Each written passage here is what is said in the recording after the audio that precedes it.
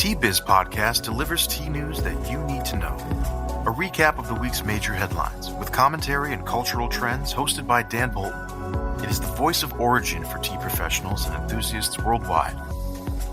The tea industry merits more nuanced coverage than a mere recitation of production volumes and commodity prices.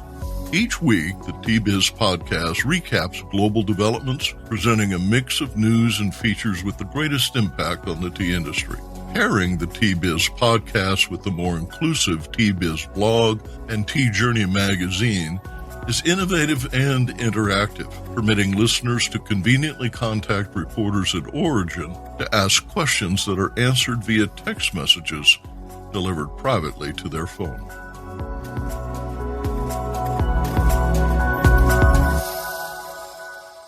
Welcome. Here are the headlines. Tea History Collection Unveiled. Indian Commodities Logjam. Thirst undertakes a human rights analysis in tea. And a series of big quakes rattle Yunnan. More in a minute, but first, this important message. Avani empowers rural women practicing sustainable agriculture, including tea and crafts such as weaving with natural fiber and plant-based dyes. Up in the towering Himalayas, Yunnan is one of India's oldest tea regions. Today, we raise our cups in the name of Avani Yunnan, a nonprofit dedicated to strengthening farming communities. Cheers to a brighter future for all. To donate, visit avani-cuman.org. An extensive private collection of historical tea artifacts and modern facilities for meetings and tea research were unveiled on International Tea Day by Tea Ambassador Mike Bunston, OBE.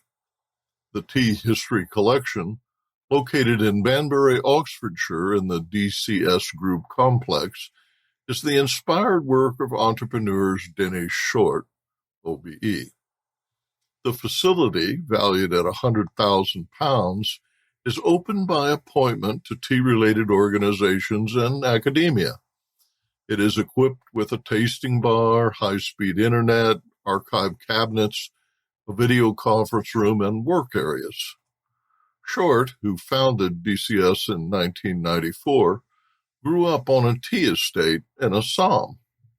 Quote, "We do not believe there's anything like this in the world," says Short. "We have items from Plantation House, now demolished, which was where the London tea auction was held. The collection of more than 500 items includes teas, books, and sample cabinet with 200 tins containing teas dating to 1904. The collection will be maintained as a non-profit." Learn more on the Tea Biz blog. 50,000 people in West Bengal are homeless this week due to a tropical cyclone that halted air traffic and port activity in Calcutta. Every link of India's tea supply chain is under stress. Restrictions to stop the spread of COVID-19 are once again limiting the number of harvest workers in the gardens and reducing by half staffing at factories processing tea, while simultaneously forcing the cancellation of tea auctions, delaying transport, and causing local warehouses to overflow. Truckers essential to transporting tea were virtually halted last year, and while many delivering tea to cities face delays due to curfews that prevent unloading at night, local transport is much less problematic in 2021. The weak link in the commodity supply chain during the second wave are buyers who cannot easily judge what quantities are required for manufacturers and to meet varying retail demand. For example, Kochi-based spice supplier Kishore Shamji told the Hindu Business Line that a lack of buying interest from masala manufacturers in upcountry markets has affected the sale of almost all spices, including pepper, cardamom, ginger, nutmeg, and cloves. Meanwhile, Traders worry that the tea they purchase to send overseas will experience costly shipping fees and delays. Last year's first wave dealt urban areas the hardest blow, but in 2021, it is rural areas that suffer.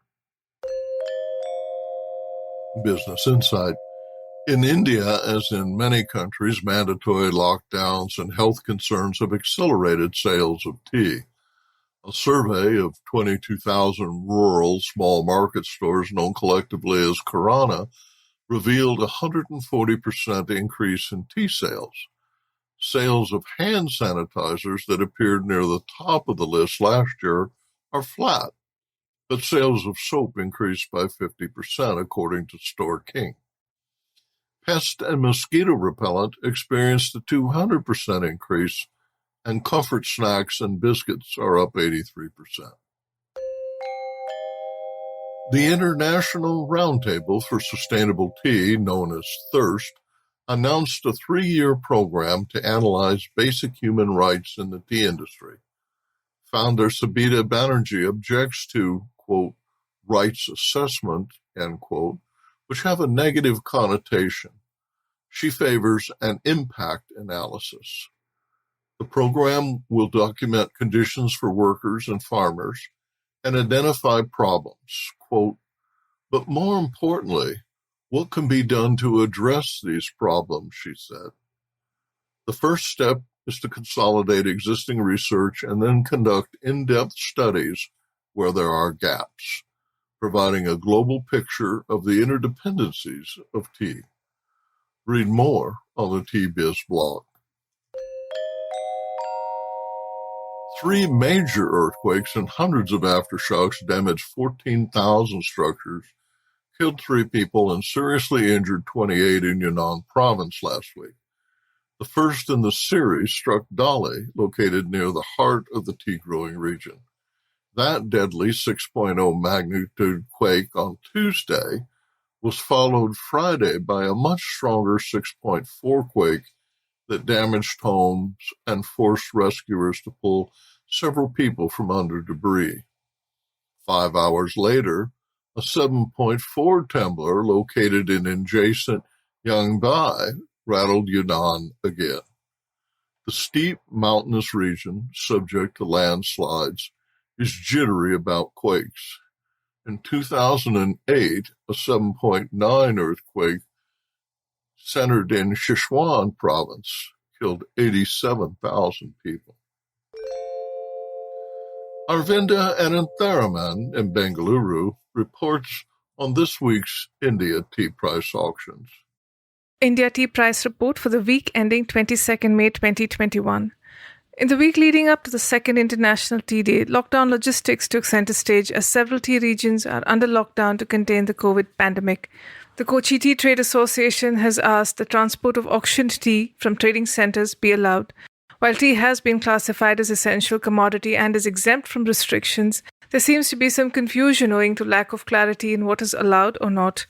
With further lockdowns in the Nilgiris this week and non-availability of people to load the vehicles to transport tea, things remain chaotic.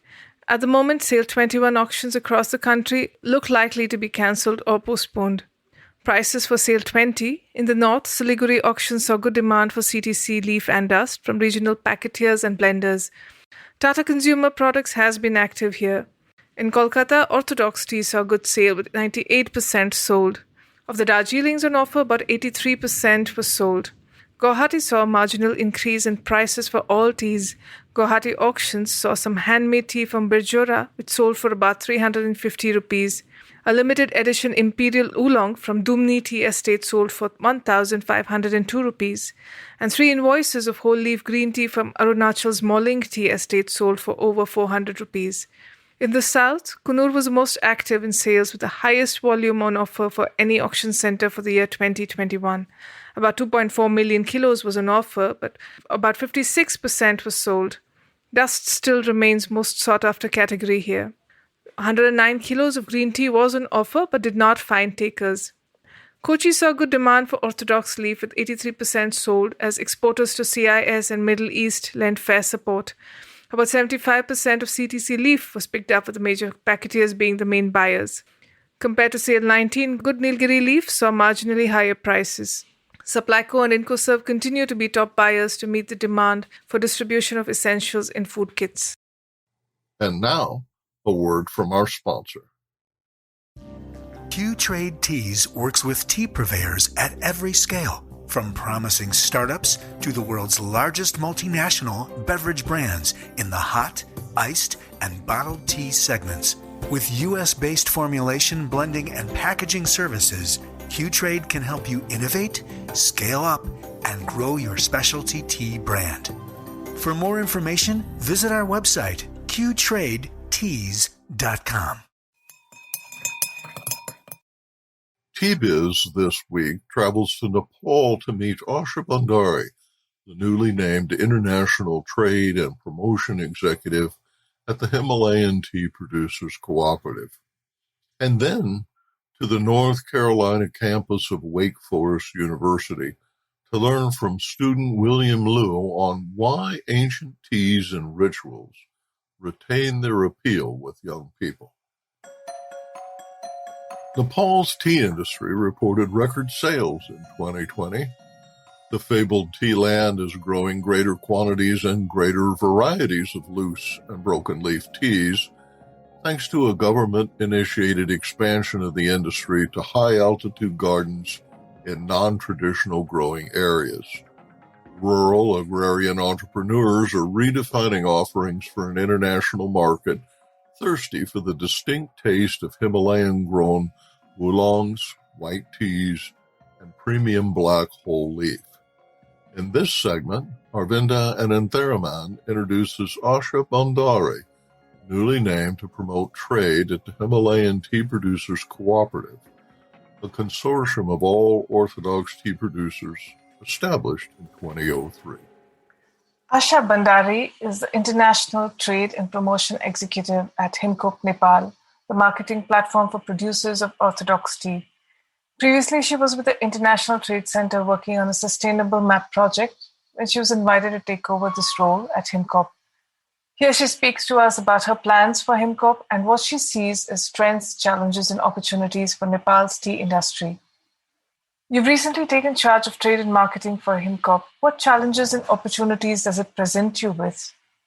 We have good quality tea, but we need to focus more on marketing, pricing, and our strategy to promote it in international market. In Nepal, there are mostly SMEs, farmer-based production, strong factories, but we cannot call them a very strong in terms of capacity or the production, but strong in terms of the quality of tea that they make. And it's growing every day. People are more focused into orthodox tea than CTC. And even in orthodox, there are varieties of tea that Nepal has: oolong, black tea, white tea. And what I'm seeing right now is many young tea planters who are involved in tea industry or who have started in the tea industry. They are more focused into the creativity, putting creativity on tea, like one of our factory does, Pathivara. It's a young factory, and they are playing with the taste of tea and the process of tea, and that has actually been a good output. After taking this role, the first thing I was excited about is to explore more SMEs, We have 20 to 26 producers at HIMCOOP, but it's my future plan to include more SMEs and go to the farmers on their field, taste tea, convince them that they have potential marketing outside the country and in export. So I was excited about to, include more of the SMEs. We have good teas, but the farmers are unaware about the pricing, about the packaging or invoicing, even about the EXIM code. So I was excited to give that information to them and teach them, or at least help them how at least be able to export in near future. The position and the pressure that it's on my shoulder to sell the teas. At the starting point, I really felt a little bit worried if as an organization we are not able to match up the sales of last year or the work that we've been doing last year. But I think it's with every industry. So I have calmed down myself now. How has this year been so far? Well, first plus was good, but not as much as used to be like in the years that I've been into tea, because there was hailstone raining in the first plus. So a few of our producers were sharing that how the hailstone destroyed their tea, especially the bud. And it's been good so far. But yes, there are situations and complications. And are you expecting a good second flush with the weather? I am hopeful about that. While I'm talking about the situation is only 20 to 30%, where 70% are doing good. And second flush, I'm more looking for the white teas actually, because that has good price and good market value. We have specific buyers, small buyers for white tea, and they've been questioning and inquiring about the white tea. How does HIMCOOP play a role in the larger Nepal tea industry? It was officially started in 2003.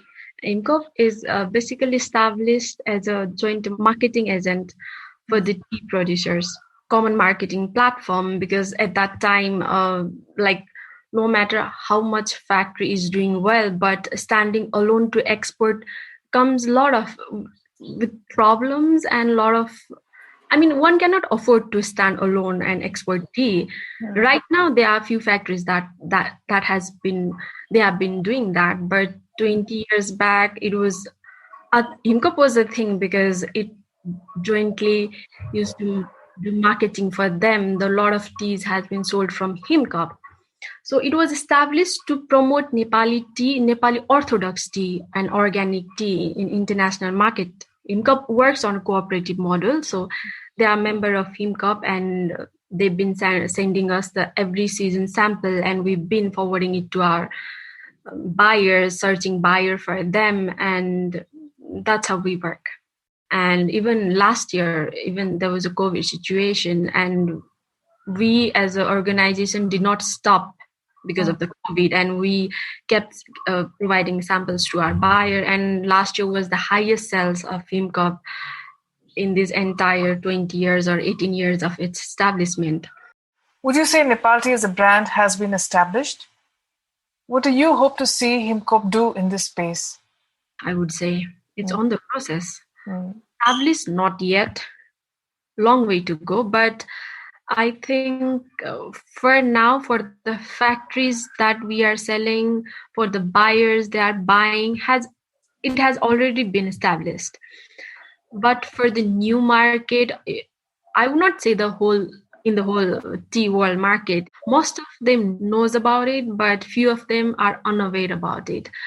In terms of buyers, they do recognize Nepal as being very good in weather or in the process. They do expect that if it's from Nepal, it will be good. And and for HIMCOOP, I want to take it as a settle or establish as a marketing brand in the future.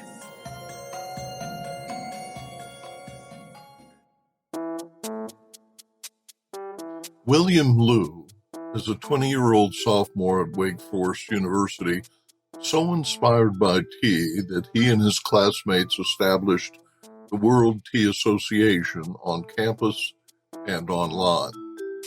The group offers tea discovery and tasting sessions weekly and hosts occasional tea panels with presentations by tea professionals, scholars, and tea explorers. The events bring together many who are new to tea, says William. Quote, "We aim to redefine the tea experience through an interdisciplinary approach and expose the true leaf to a greater audience." End quote. In this discussion, he describes why tea appeals to young people and explains his view that tea learning is ongoing. The tea journey has no destination, he says. It involves only intention and lifelong learning. Thanks for joining us on the podcast, William. How did you first discover fine tea? My family, my mom's side is from Yunnan, but my mom only started drinking tea like in the recent few years, and I only started drinking tea like a year ago. The inspiration why I started it was that after a trip back to China about a little over a year ago, I was exposed to Gongfu tea. My mom brought me to different various tea shops in Chengdu and Yunnan, and it was for me personally, it was a way to connect with my cultural root. Growing up in Canada as a Chinese Canadian, that wasn't something that I was really aware of. And so I found a greater appreciation for this culture through tea. And I realized that tea is so much more than a drink. I realized that this type of brewing and also single origin tea isn't common at all in the West. I really wanted to share with my fellows on campus. And that's what led to the creation of World Tea Association. What is it about tea that appeals to young people? A few things that really captures the attention of young people for tea is that, one, it's new. It's very new for a lot of young people. Also, the nature of tea is that it's very healthy. And the trend with our current generation of young people right now is that we are becoming much more aware of what we are putting into our body. In other words, we're becoming a lot more health conscious, and we're seeking mindful practices. Tea is one of those things that provides that experience that perhaps tea bags might not be able to do. Quality tea allows this experience where you can really sit down and reflect on life and become more mindful with the tea. And as our society right now is growing a lot more diverse and globalized, people are seeking different cultures, and people are seeking new ways to do things that might be different from what they're accustomed to. And also with COVID, especially with COVID, I've seen a lot of more young people get into tea, because with COVID, everyone has been forced to reflect and isolate and pretty much contemplate about our lives. And tea came into the picture as the perfect thing and the perfect activity to practice mindfulness and to become much more aware of ourselves. Are they also drinking herbals and tisanes? A lot of my friends, they consume a lot more of the tisanes and herbal teas, mainly for the factor of helping them to calm. And also, I noticed a lot of them also drink, for example, chamomile to help sleep at night, to get in the mood to level down. These teas usually are a lot more floral, so people like the scent, people like the sweetness of it, and that's what attracts them. Talk to me about the appeal of bubble tea. We don't have a lot of bubble tea shops. I do notice that bubble tea is certainly it's already really big, and a lot of people do gravitate towards bubble tea. A lot of people do gravitate towards bubble tea because, one, it's accessible.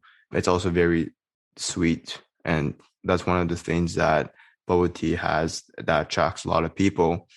It's a way for them to bond and to connect together, similarly to how we have Gongfu tea as a way to socialize and to discuss what's going on in our lives. Bubble tea has that same purpose with a lot of people our age. What can tea professionals do to bring more young people into the tea community? Yeah, I think the best way for tea professionals to bring more young people into the tea community is essentially just through exposure, reaching out to universities, your local cities, and establishing, collaborations with these various groups and organizations. What I see right now is that a lot of people have not been exposed to it, but once they do become exposed to it, it's something that a lot of people gravitate and become interested in. And so I would say tea professionals can certainly reach out to young people that they know.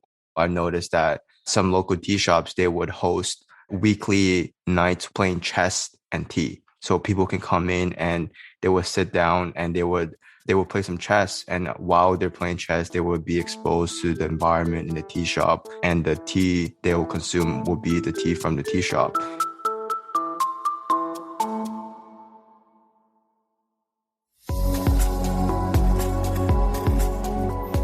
intrigued by what you heard in today's podcast? Would you like to learn more from our global network of tea-biz journalists and tea experts?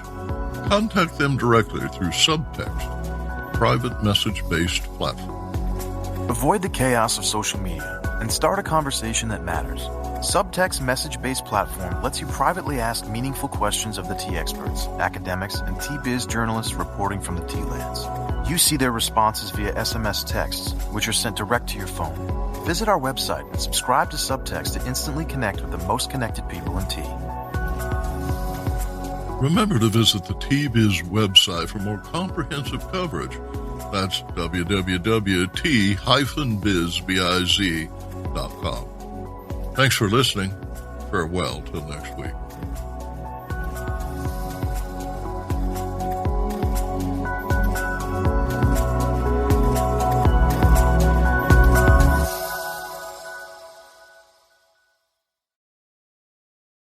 Get ahead of postage rate increases this year with Stamps.com. It's like your own personal post office. Sign up with promo code PROGRAM for a 4-week trial plus free postage and a free digital scale. No long-term commitments or contracts. That's Stamps.com, code PROGRAM.